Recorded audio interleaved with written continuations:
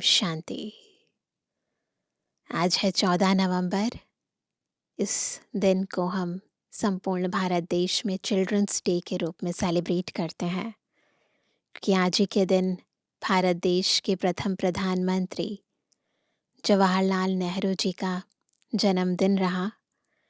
और इसको हम बचपन की यादों के रूप में खेलने कूदने को, जो भी हमने एंजॉयमेंट की, उनको रिकॉल करने के लिए और स्पेशली एजुकेशन पर ध्यान देने के लिए सेलिब्रेट करते हैं।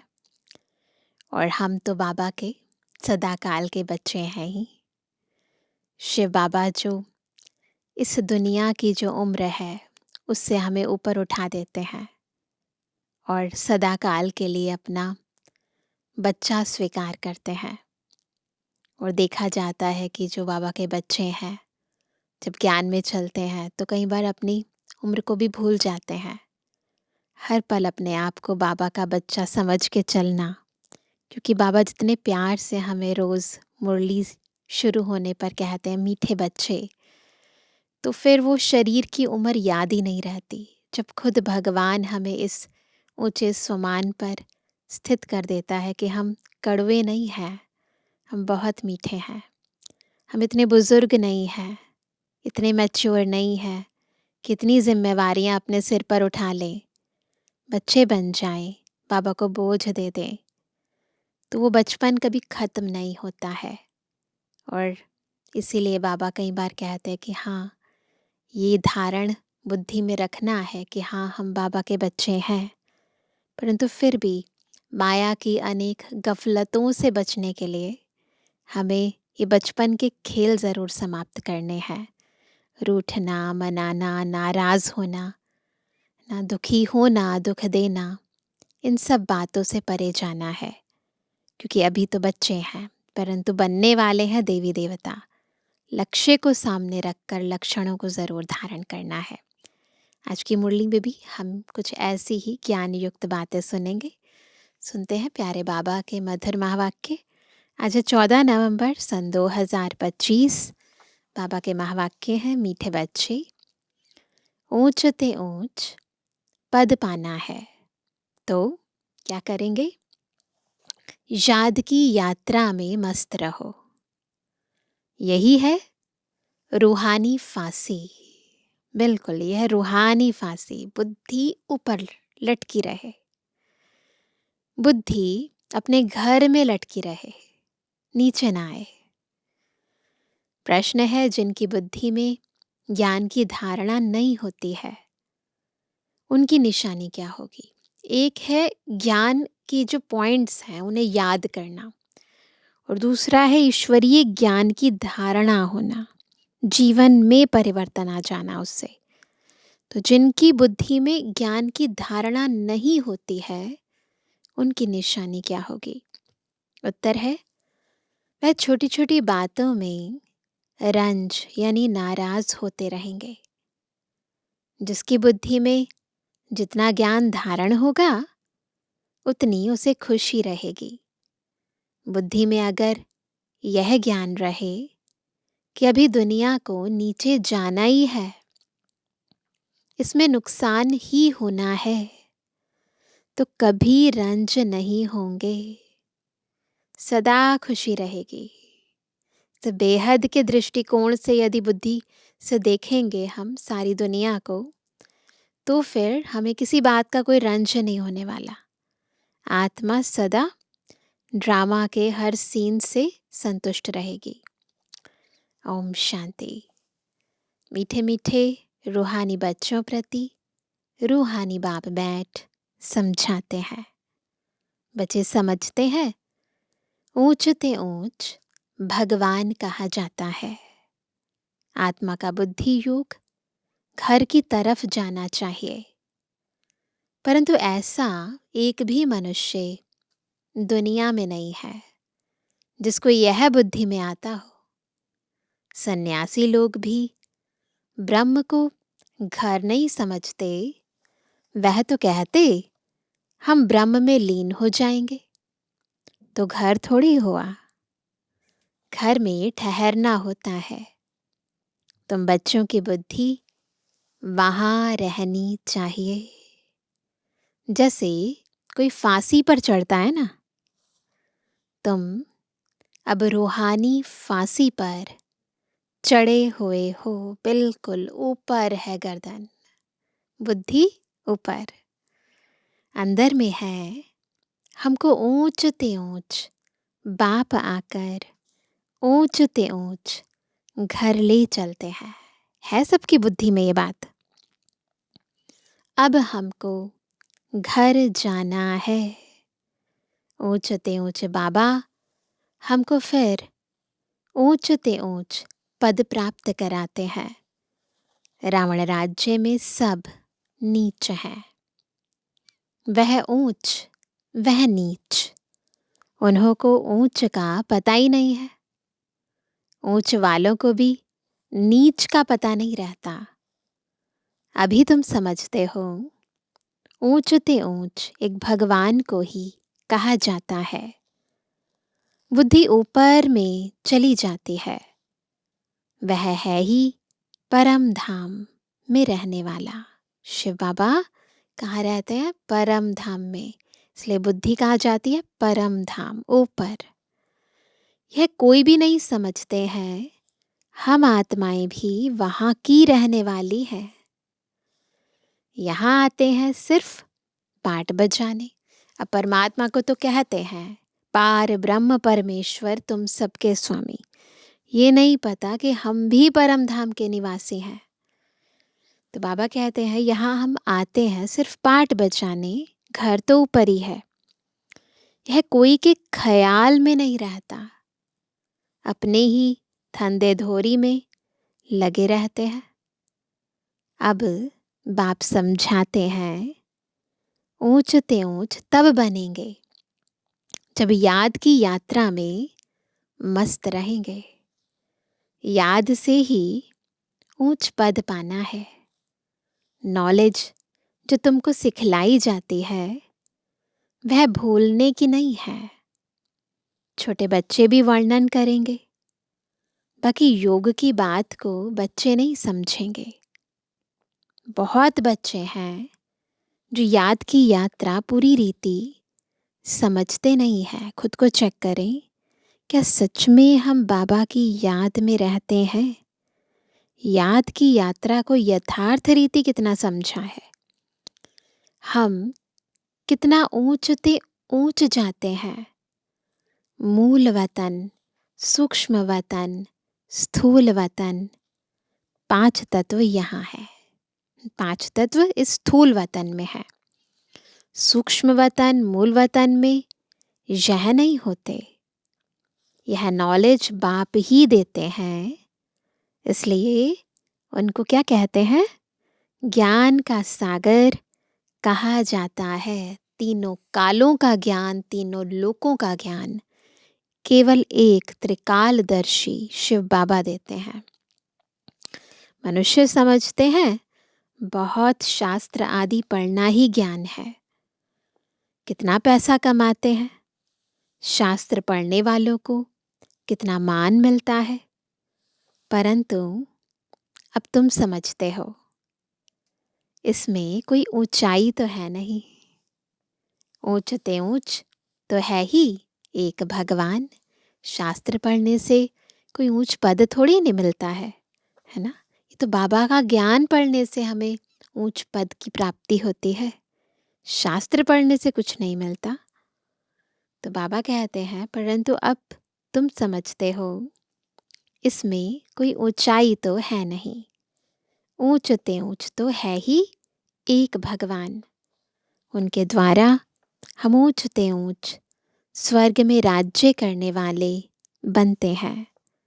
स्वर्ग क्या है, नर्क क्या है, 84 का चक्र कैसे फिरता है, यह सिवाय तुम्हारे इस सृष्टि में कोई भी नहीं जानते हैं। कह देते हैं यह सब कल्पना है। ऐसे के लिए समझना है। जो लोग ऐसा समझते हैं कि ये कल्पना है, इनकी अपनी सोच है, तो ऐसे के लिए समझना है यह हमारे कुल का नहीं है। दिल शिकस्त नहीं होना चाहिए। किसी को हम समझाएँ, वो ना समझे, तो इसका मतलब ये नहीं है कि हम डिसहार्टेंड हो जाएँ, है ना? हमें दिल शिकस्त नहीं होना है। समझा जाता है, इनका पार्ट नहीं है, तो कुछ भी समझ नहीं सकेंगे। अभी तुम बच्चों का सिर बहुत ऊँचा है। सिर कहाँ है? ऊँच है। जब तुम ऊँच दुनिया में होंगे, कहाँ? स्वर्ग में, तो नीच दुनिया को नहीं जानेंगे, है ना? उस समय स्वर्ग में जब होंगे तो ये थोड़ा ना पता होगा कि संगम था इससे पहले, कलयुग था उससे पहले, नहीं। नीच दुनिया वाले फिर ऊँच दुनिया को नहीं जानते। उनको कहा ही जाता है स्वर्ग। विलायत वाले भल स्वर्ग में जाते नहीं हैं, फिर भी नाम तो लेते हैं। क्या क्या कहते हैं? हेवन। कितने सारे नाम रखे हैं स्वर्ग के। यहाँ हम सतयुग कहते हैं, स्वर्ग कहते हैं, हेवन कहते हैं, वो पैराडाइज कहते हैं। तो कहते हैं हेवन पैराडाइज था। मुसलमान लोग भी बहिश्त कहते हैं। परंतु यह उनको पता नहीं है कि वहाँ कैसे जाना होता है। अभी तुमको कितनी समझ मिलती है। ऊंचते ऊंच बाप कितनी नॉलेज देते हैं। यह ड्रामा कैसा वंडरफुल बना हुआ है। जो ड्रामा के राज को नहीं जानते, वह कल्पना कह देते हैं। तुम बच्चे जानते हो, यह तो है ही पतित दुनिया, इसलिए चिल्लाते हैं। क्या कहते हैं? हे पतित पावन, आकर हमको पावन बनाओ। बाप कहते हैं हर 5000 वर्ष बाद हिस्ट्री रिपीट होती है। पुरानी दुनिया सो नई बनती है, इसलिए मुझे आना पड़ता है। कल्प कल्प आकर तुम बच्चों को ऊंचते ऊंच बनाता हूँ। पावन को ऊंच और पतित को नीच कहा जाता है। यही दुनिया नई पावन थी, अभी तो पतित है। यह बातें तुम्हारे में भी नंबरवार हैं जो समझते हैं। जिनकी बुद्धि में यह बातें रहती हैं, वह सदा खुश रहते हैं। बुद्धि में नहीं है तो कोई ने कुछ कहा, कुछ नुकसान हुआ तो रंज हो जाते हैं, नाराज हो जाते हैं, परेशान हो जाते हैं। बाबा कहते हैं अब इस नीच दुनिया का अंत आना है ना। समझो कोई चीज़ खराब हो गई है, पुरानी हो गई है, अब उसके अंदर कुछ ना कुछ तो चलता ही रहेगा ना। तो अगर समझते हैं, बुद्धि में ज्ञान है, तो नाराज़ नहीं होंगे, परेशान नहीं होंगे, है ना। नई दुनिया की स्थापना में अपना समय शक्ति लगाएंगे, ना कि पुरानी दुनिया के दुख के अंदर रोने में, परेशान होने में टाइम वेस्ट करेंगे। तो बाबा कहते हैं अब इस नीच दुनिया का अंत आना है। यह है पुरानी दुनिया। मनुष्य कितना नीच बन जाते हैं, परंतु यह कोई समझते थोड़ी ही है कि हम नीच हैं ना। भले आरती में गाते रहें मैं नीच हूँ, पापी हूँ, मैं मूर्ख हूँ, खल हूँ, कामी हूँ, पर प्रैक्टिकली अंदर तो नहीं समझते ना। तो अगर समझते थोड़ी ना कि हम नीच हैं। भक्त लोग हमेशा सिर झुकाते हैं। नीच के आगे सिर झुकाना थोड़ी होता है, पवित्र के आगे सिर झुकाना होता है। सतयुग में कभी ऐसा नहीं होता, वहाँ कोई किसी के आगे सिर नहीं झुकाता।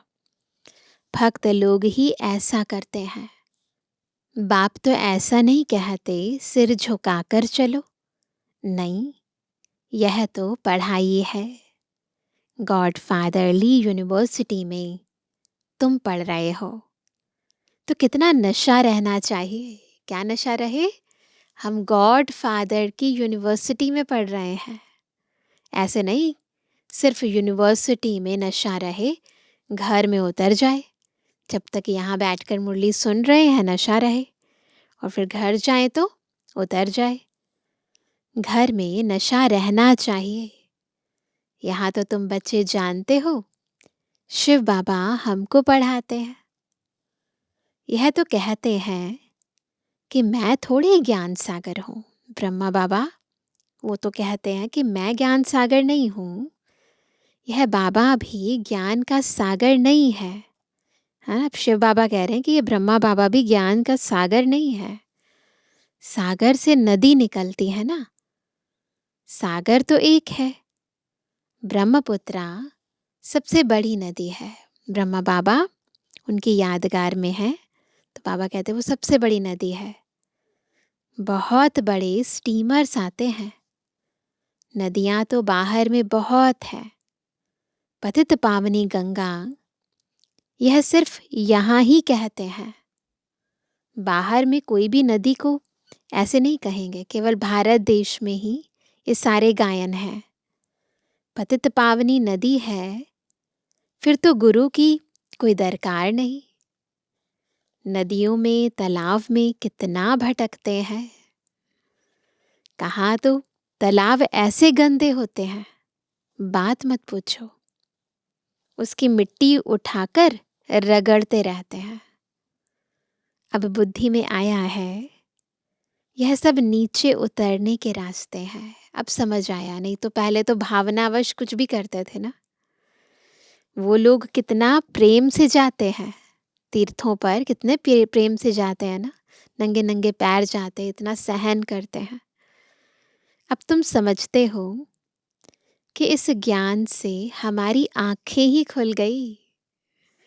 तुम्हारी ज्ञान की तीसरी आंख खुली है, सबकी खुल गई।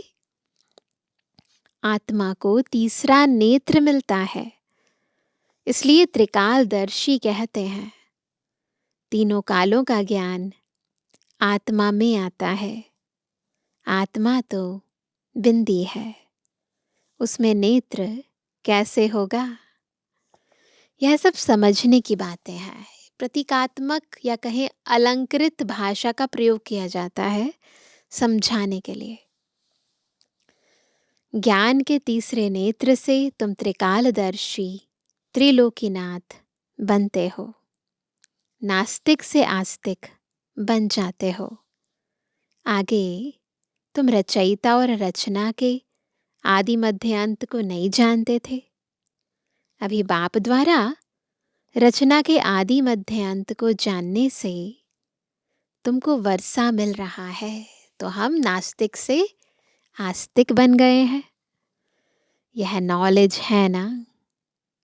हिस्ट्री ज्योग्राफी भी है, हिसाब किताब है ना।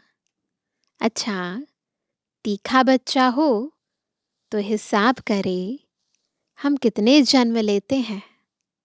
इस हिसाब से और धर्म वालों के कितने जन्म होंगे। परंतु बाप कहते हैं इन सब बातों में जास्ती माथा मारने की दरकार नहीं है। पापा क्या कहते, बस मुझे याद करो, टाइम वेस्ट हो जाएगा। यहाँ तो सब भूलना है, ज़्यादा डिटेल में जाने की ज़रूरत नहीं है। पापा कहते हैं जो कुछ पहले भी पढ़ा है वो भी भूल जाओ। यह सुनाने की दरकार नहीं। तुम तो रचता बाप की पहचान देते हो, जिसको कोई जानते नहीं। ये है मूल ज्ञान, स्वयं का ज्ञान, शिव बाबा का ज्ञान। शिव बाबा भारत में ही आते हैं, ज़रूर कुछ करके जाते हैं, तब तो जयंती मनाते हैं ना। गांधी अथवा कोई साधु आदि होकर गए हैं, उन्हों के स्टैंप बनाते रहते हैं, फैमिली प्लानिंग का स्टैंप बनाते हैं। अभी तुमको तो नशा है, हम तो पांडव गवर्नमेंट हैं, ऑलमाइटी बाबा की गवर्नमेंट है। तुम्हारा यह कोट ऑफ आर्म्स है, और कोई इस कोट ऑफ आर्म्स को जानते ही नहीं। तुम समझते हो कि विनाश काले प्रीत बुद्धि हमारी ही है। बाप को हम बहुत याद करते हैं। बाप को याद करते करते प्रेम में आंसू आ जाते हैं।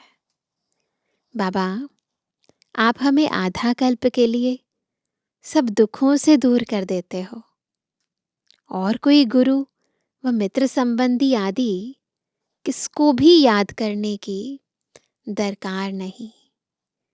एक बाप को ही याद करो। कितनी बार बाबा रिपीट करते हैं कि एक मुझे याद करो। सवेरे का टाइम बहुत अच्छा है।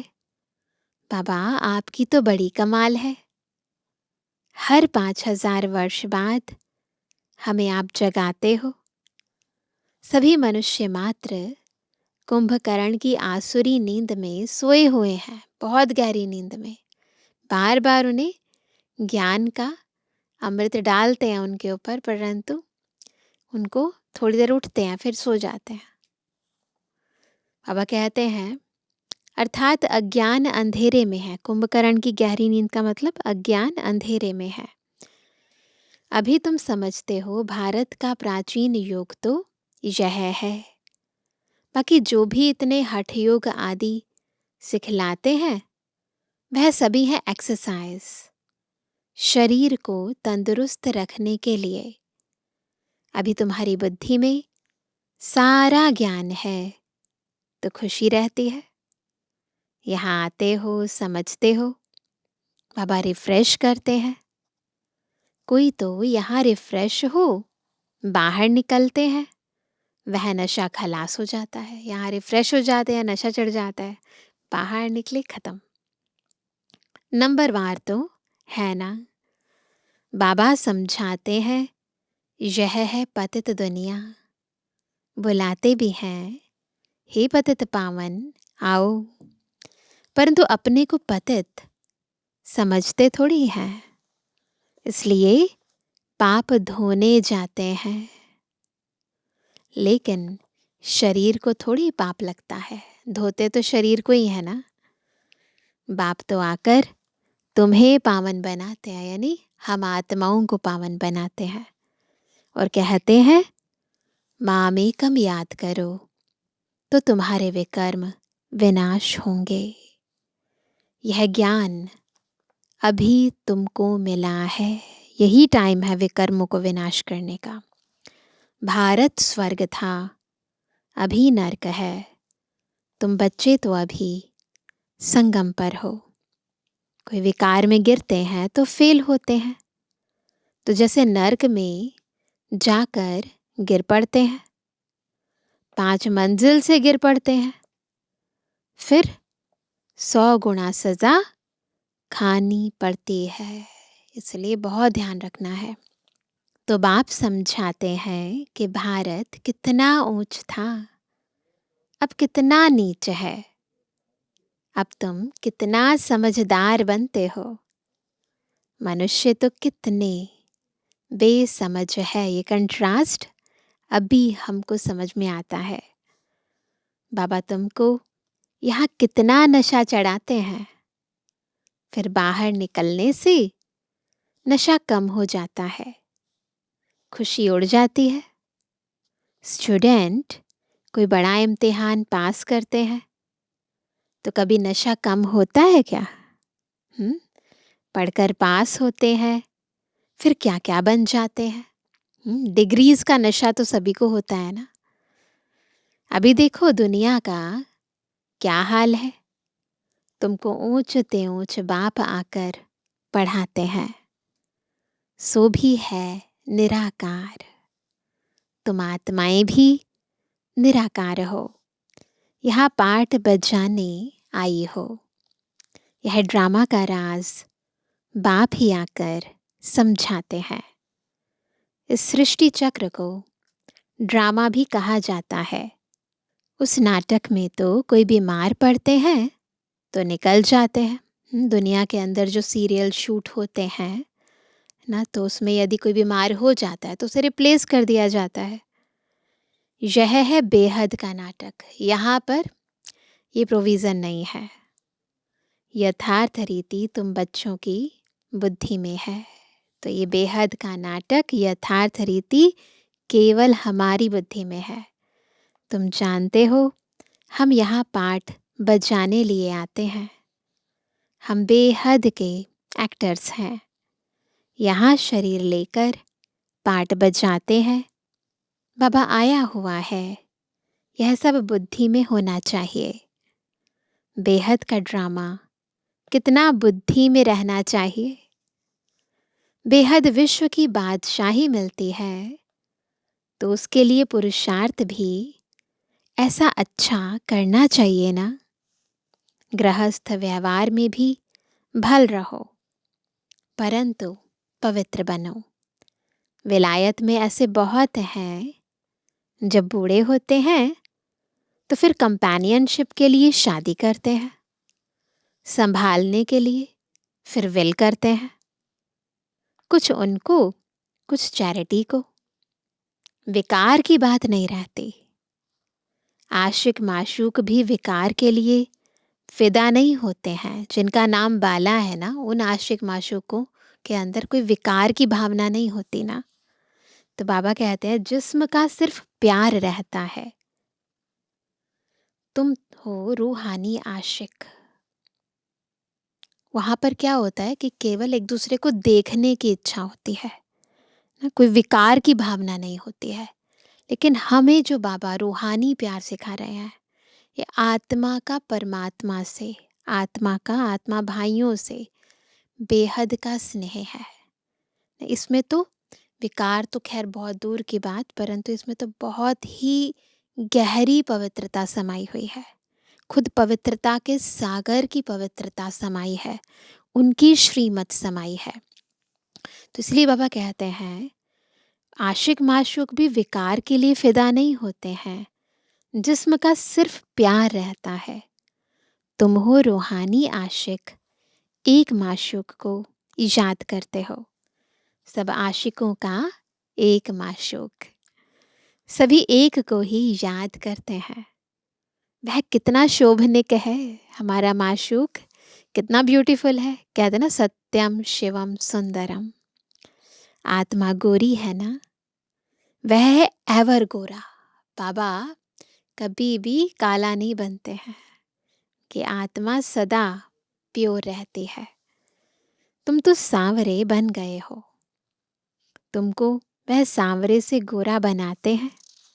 यह तुम जानते हो कि बाप हमें गोरा बनाते हैं। यहाँ बहुत है जो पता नहीं किस किस ख्यालात में बैठे रहते हैं। स्कूल में ऐसे होता है, बैठे बैठे कहाँ बुद्धि बायोस्कोप तरफ, दोस्तों आदि तरफ चली जाती है। खुद से पूछो कहाँ जा रही है बुद्धि। सत्संग में भी ऐसे होता है, यहाँ भी ऐसे है। बुद्धि में नहीं बैठता तो नशा ही नहीं चढ़ता, धारणा ही नहीं होती जो औरों को कराएं। खुद में धारणा होगी तभी तो दूसरे को कराएंगे।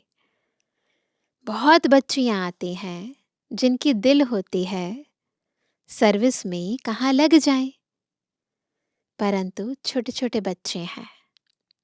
बाबा कहते हैं बच्चों को संभालने के लिए कोई माई को रख दो, है ना। बहुत सारी माताएं आती हैं, उनकी इच्छा होती है कि हम भी बहनों की तरह सेवा में जाएं, परंतु घर में बच्चे हैं तो जा नहीं सकते। तो बाबा राय देते हैं कोई माई रख दो, है ना, कोई केयर टेकर रख दो। यह तो बहुतों का कल्याण करेंगी। होशियार हैं तो क्यों नहीं रूहानी सर्विस में लग जाएं। 5-6 बच्चों को संभालने के लिए कोई माई को रख दो। पुराने ज़माने की बात है, उस समय 5-6 बच्चे होते थे, आजकल तो 1-2 ही होते हैं मुश्किल से। इन माताओं की अब बारी है ना। नशा बहुत रहना चाहिए। आगे होगा, पुरुष देखेंगे कि हमारी स्त्री ने तो सन्यासियों को भी जीत लिया है। यह माताएं लौकिक पारलौकिक का नाम बाला करके दिखाएंगी। अच्छा मीठे किसी के लिए जवानी बच्चों पे जुबानी बाप दादा का दिल जान सको प्रेम से नंबरवार प्रसाद अनुसार यादगार और बुद्धवानी। रूहानी बच्चों की, रूहानी बाप दादा को गुड मॉर्निंग, नमस्ते, नमस्ते, नमस्ते। धारणा के लिए मुख्य सार पहला, तुम्हें बुद्धि से सब कुछ भूलना है। जिन बातों में टाइम वेस्ट होता है वह सुनने सुनाने की दरकार नहीं है। दूसरा, पढ़ाई के समय बुद्धि योग एक बाप से लगा रहे। कहाँ भी बुद्धि भटकनी नहीं चाहिए। निराकार बाप हमें पढ़ा रहे हैं, इस नशे में रहना है। वरदान है, अपनी महानता और महिमा को जानने वाले। अपनी महानता, कितनी महान है हम आत्माएं, और अपनी महिमा, दोनों को जानने वाले सर्व आत्माओं में श्रेष्ठ, विश्व द्वारा पूजनीय भव। हर एक ब्राह्मण बच्चा वर्तमान समय विश्व की सर्व आत्माओं में श्रेष्ठ है। समझते हैं अपने आप को इतना श्रेष्ठ, और भविष्य में विश्व द्वारा पूजनीय है। नंबरवार होते हुए भी लास्ट नंबर का मणका भी विश्व के आगे महान है। आज तक भक्त आत्माएं लास्ट नंबर के मणके को भी आंखों पर रखती है ना, क्योंकि सभी बच्चे बाप दादा के नैनों के तारे हैं। नूरे रत्न है, जिसने एक बार भी मन से, सच्चे दिल से अपने को बाबा का बच्चा निश्चय किया, डायरेक्ट बाप का बच्चा बना, उसे महान व पूजनीय बनने की लॉटरी व वरदान मिल ही जाता है। स्लोगन है, स्थिति सदा खजानों से संपन्न और संतुष्ट रहे। स्थिति कैसी रहे? खजानों से संपन्न और संतुष्ट रहे तो परिस्थितियां बदल जाएंगी। आज का अव्यक्त इशारा, अशरीरी व विदेही स्थिति का अभ्यास बढ़ाओ। बाप दादा अचानक डायरेक्शन दें कि इस शरीर रूपी घर को छोड़, दे अभिमान की स्थिति को छोड़ देही अभिमानी बन जाओ। इस दुनिया से परे अपने स्वीट होम में चले जाओ तो जा सकते हो। युद्ध स्थल में युद्ध करते करते समय तो नहीं बिता देंगे। अशरीरी बनने में अगर युद्ध करने में ही समय लग गया तो अंतिम पेपर में मार्क्स व डिवीज़न कौन सा आएगा? इसलिए पहले से ही ये प्रैक्टिस करनी है। अच्छा, ओम शांति। प्रभु तेरी